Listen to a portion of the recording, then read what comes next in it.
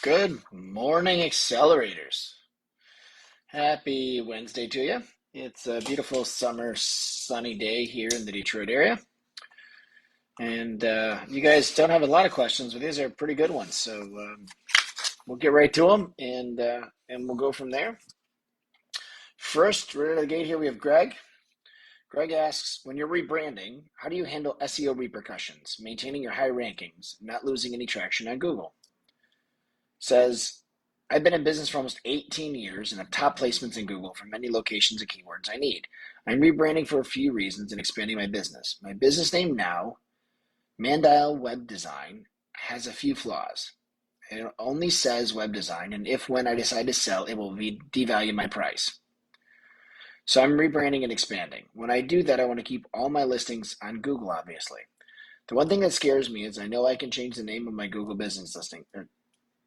That's the one thing that scares me. I'm sorry. I know I can change the name of my Google business listing, so I'm okay with that. It's the page rankings I have now. Thank you. Yeah, this is always a really, really tough one. And obviously, you've given it a bunch of thought. And being in some version of the industry, you've probably given that part a lot of thought as well. Um, I guess my best advice is if you're dead set on changing the name, and I understand why, uh, and I'm assuming your domain name is, has web design in it. Then you probably have to. So from that perspective, I'm going to say keep the old domain and website live for a pretty long time, and then slowly do some version of linking to the new site and new domain. And you might want to do this for 2 or 3 years if you can.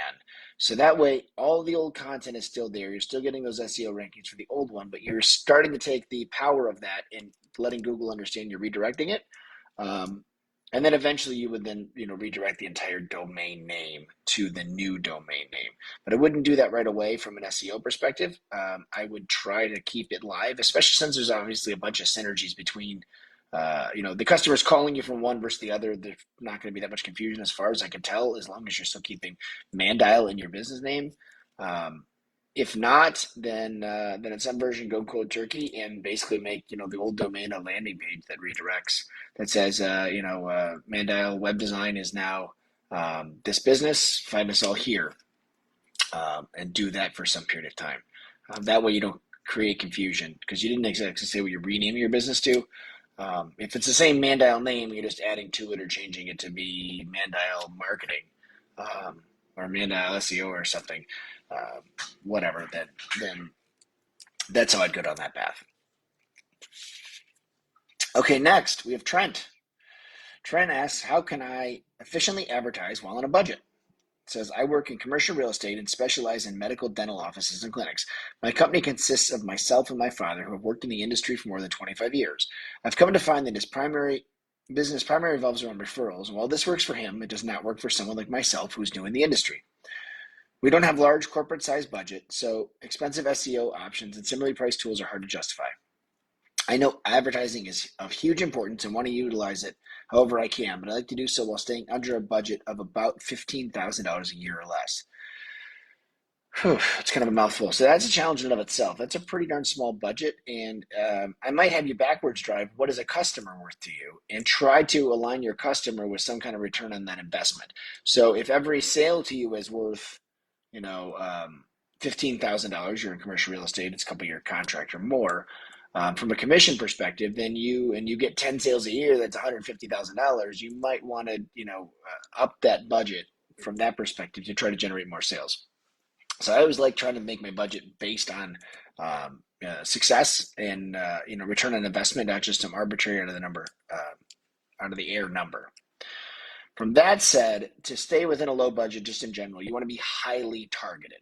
So you don't want to buy billboards. You don't want to do broadcast and be all over TV or radio or something along those lines. You have a very finite budget. You want to make sure you're hitting the exact people you're trying to hit. What you didn't tell me here is who are you trying to reach? Are you trying to reach people selling or renting their office spaces, or are you trying to reach the people that are going to be the tenants, the people occupying the office space? So those are different targets, and you're going to find different ways to reach them. But I'm going to say, if I'm in your shoes, I'd much rather reach the people that are going to be trying to rent their space into the near future. So I would try to do letters, direct mail, or something along those lines to building owners that are going to be the most likely to want to rent in the near future. Because if you can get the contract under listing, then now you're the listing agent, not the buyer's agent, which may or may not come to fruition. Um, I would also like to remind you about this concept of frequency in advertising. So that being, if you find a couple hundred building owners in your area, don't mail them once or reach out to them once. Try to reach out to them like 3 to 5 times, maybe in the first month, on different ways, and then continue to reach out to that same group at least every month or so to build that frequency. So if and when they are ready to pull the trigger and say, yes, I have an open space and I want to rent it, or I want to sell it, then that's going to hit them at that right time, and you're going to be the one top of mind when that happens. So I hope that helps, but I would say in general, highly targeted, um, down those paths, and potentially even some version of walk-ins, whereas part of your frequency touch points is your stop in to meet up with that person if it's a finite enough list and that's possible. So next question is also Trent, and so we have some understanding of what Trent does, but this one's on a slightly different path, and says, what should I prioritize as my first steps while starting a marketing agency? Says, I've been working on starting a marketing agency for commercial real estate brokers that markets brokers' listings directly to potential clients. Our focus is taking dental medical listings and actively marketing them to qualified buyers and tenants, compared to traditional marketing agencies that place listings on their site for buyers and tenants to find. We want to find buyers and tenants rather than them finding the listings. What would be good stepping stones to provide efficient marketing in this space? What should I prioritize to make sure I can deliver value? Okay, Trent. Wow, there's a ton of ways to approach this.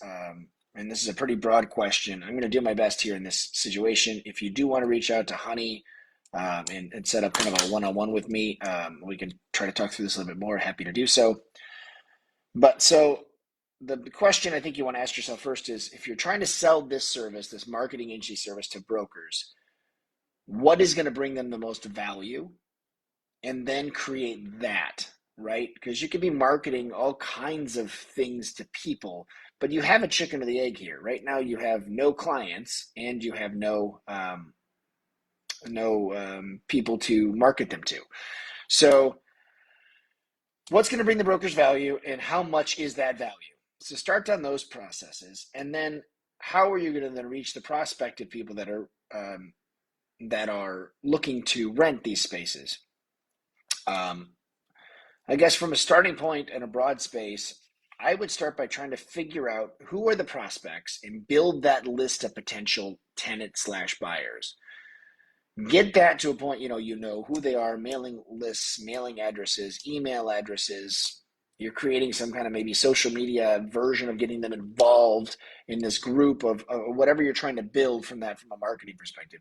If you have the list, you have the data, you then go to the brokers as your selling point and say, I have this mailing list of 1,000 local people that are actively looking to rent these type of spaces. So you want me to reach out to them and promote your spaces. I'd go more down that path of how you understand the market, to try to sell this as you being the expert in the marketing agency and how you're going to push and promote this. You might also just, want to go look at asking some of these brokers what they'd be looking for. I mean, I have to assume they've all been doing some version of marketing on their own, and that their version of marketing in their mind might be their competitive advantage in the commercial real estate business in the first place. And so you stepping in and doing all the same to all of them, if you're trying to reach a lot of them, may or may not be synergistic to them. So I do some, just kind of some marketing analysis to find out what they're willing to pay for what type of services they actually want, to make sure this is the path you really want to invest your time and effort down. And like I mentioned in the last one, maybe it's just a little sidebar. We have a conversation where I get some more information from you. If you want to reach out to Honey and set that up, I'd be happy to talk. And our last question today comes from Greg. And Greg asks, what are the best ways to create a more consistent sales pipeline? He says, I'm a web design and development company. I network, I get referrals from my partners along with my current clients, and I get traffic through my website.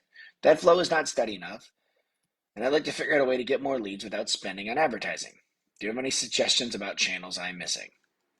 Well, without advertising, I would certainly suggest, especially if you're already in some version of web design and development business, search engine optimization. Optimize for the things you're good at that people might be looking for. Do it from a localization perspective, because obviously trying to win web development or web design across the entire country or world would be challenging. But do it there and focus on niches and long tail searches.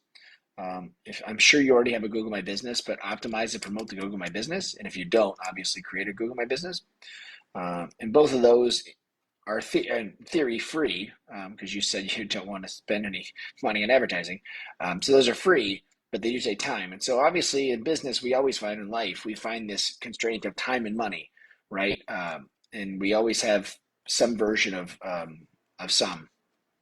And there's a trade-off. There's always a trade-off between the two. So I do like, you mentioned you do networking. I do like networking as a cost-effective way to build and grow your business, without a doubt. And I think there's opportunities on social media as well, where you can, build that referral network.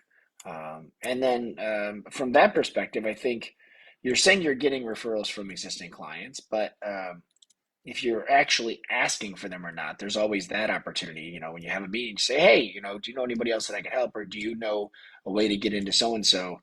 Or a lot of times, somebody might know their next door neighbor business. And so you can, as you're talking to them, say, hey, Bob over there, Bob's Plumbing. Do you know them? Could you give me a warm introduction? I'd love to help them too. Sometimes planting the seed of how you can help or asking for referrals in some capacity, or even reaching out to your overall network.